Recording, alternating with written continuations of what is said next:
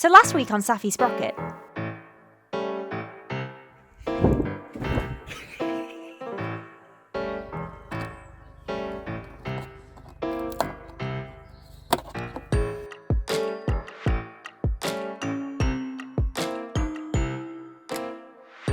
it was at this point I found myself in a rather difficult situation that I wasn't quite sure how to deal with.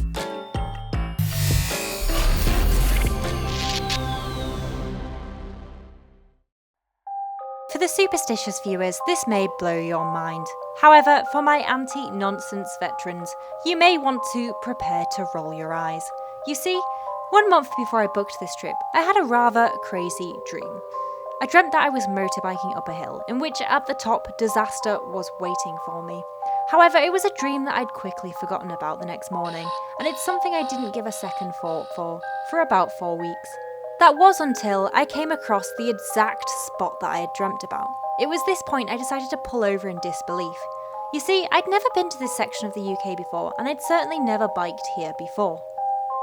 24 hours previously, 50 miles east in Newcastle, a biker named Ian sat down to dinner and told his wife that today was the day he was going to ride the Clyde Forest drive. However, for whatever reason, Ian decided to charge and pack 2 cameras in his bag, something he later explained is quite an unusual thing for him to do. Flashback to modern day, and as I pulled over at the side of the road, I realised quickly that my action camera had begun overheating. Concerned that it was going to set on fire, I quickly ripped it off my helmet.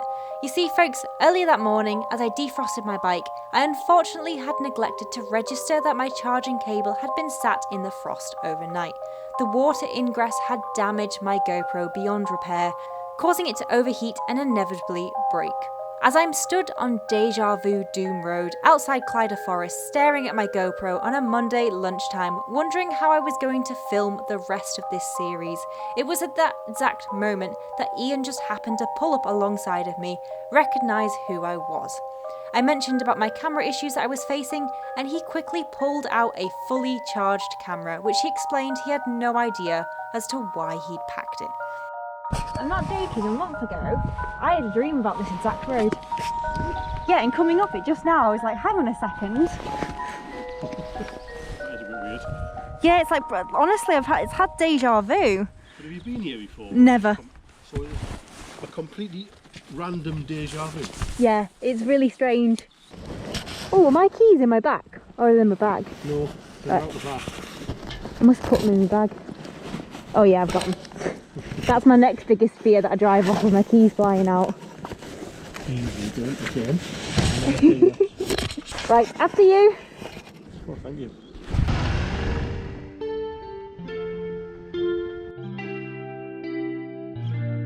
Clyde Forest is a large forestry plantation in Northumberland, England, surrounding Clyde Village and the Clyde Water Reservoir. It's a large man-made woodland in England with 3/4 of its 250 square miles covered by forest. The forest is owned and operated by Forestry England, who began the project back in the late 1920s. Today, Clyde is dominated by conifers and spruce trees, and it's home to over 50% of the UK's dying red squirrel population. To get a scale of how big the forest is, Forestry England today has planted over 150 million trees. With the plantation being so remote, it's completely devoid of any light pollution, making it one of the best stargazing areas in the entire UK.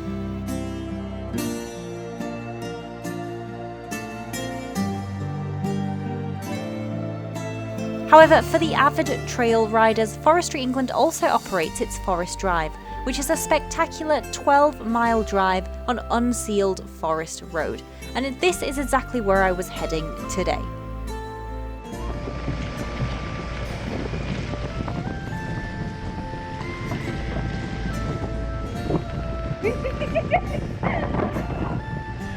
Oh my goodness, this is so scary!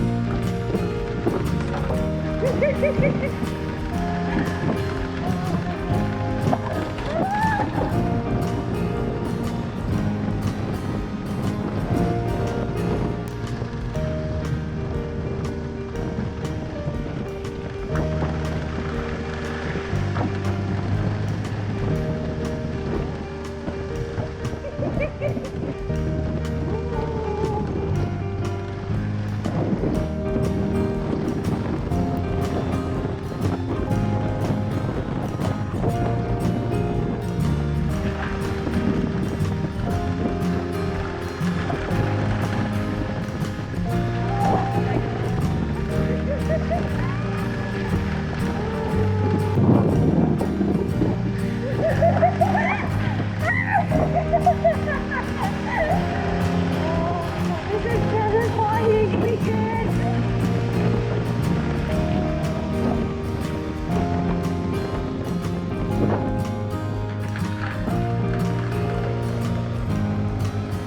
Oh no!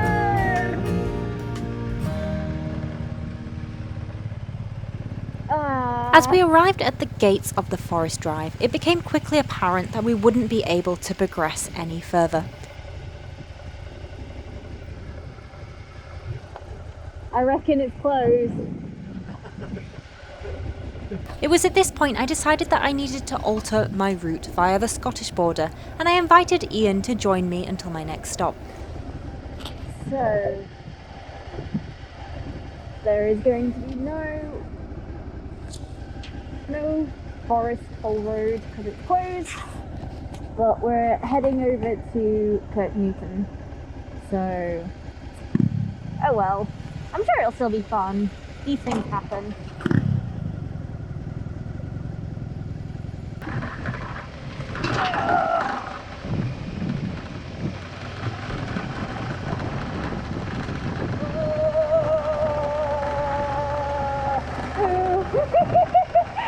Oh my god, travel is so scary.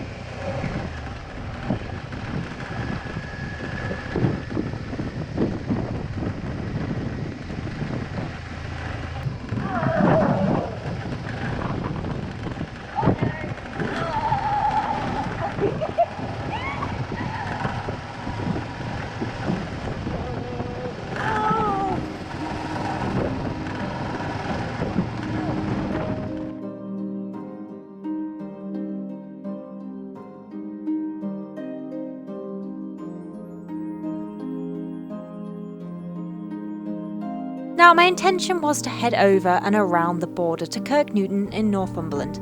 However, folks, as it turns out, there are in fact two Kirknewtons, one in Northumberland and one up in Edinburgh. Unfortunately for Ian and I, we only discovered this when we arrived much further over the border in Kelso.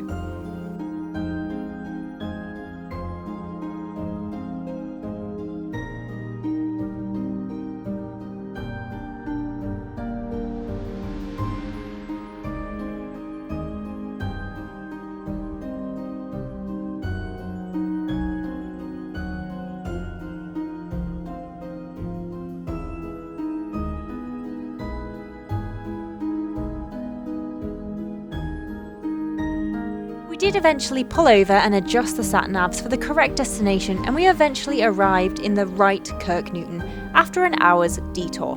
We had lost quite some time to the mishap, and after a quick stop off and a coffee, Ian and I parted ways and I continued alone to my next two destinations, Berwick upon Tweed and Holy Island. But I really appreciate you've literally saved the video. I do see you tomorrow. I'm not stalking you, right? So when you're there, it's like genuinely nothing to do with it. Literally. Right, take care. Right, which way am I going? Bye!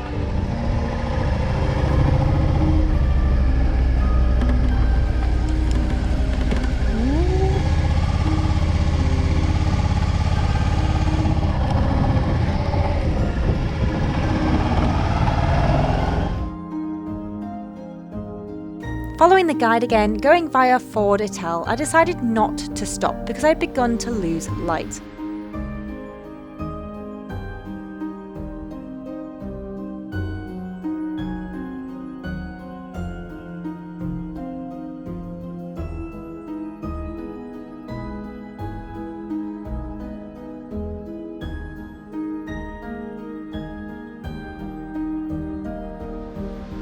Eventually I arrived in Berwick, and it's often described as a coastal town like no other.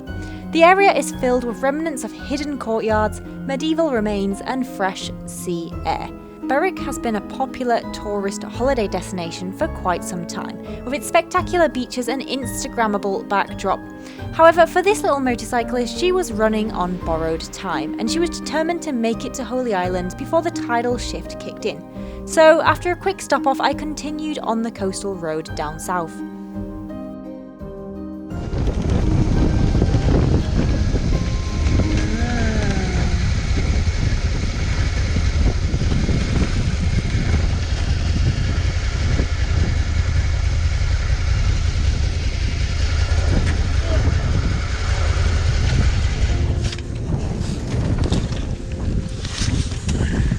I am so confused.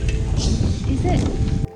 Okay guys, so I've now made it to the edge of Holy Island. Obviously because I've arrived so late in the day, the tide is up, I'm unable to take my bike across the tide to get to the island. However, it's still an amazing view and it's so cold and so windy. I'm about to go and pull my bike up to the water edge so I can get like a really cool photo for Instagram, because you know I'm going to be that kind of person. No shame at all. I'm getting a little tired, I'll be honest, because obviously I set off at 7 a.m. this morning and it's now getting closer to 6 at night. Luckily the sun's still not set, so I'm still good for a little bit longer. I'm not quite sure how far round the Northumberland 250 I can get today, but I'm going to try my hardest to get through as much as I can today. So I'm refueling now with a Red Bull. I'm just going to take it easy, going to chill by the coast for a little bit, and then I'm going to crack on. So let's go enjoy the ocean a little bit.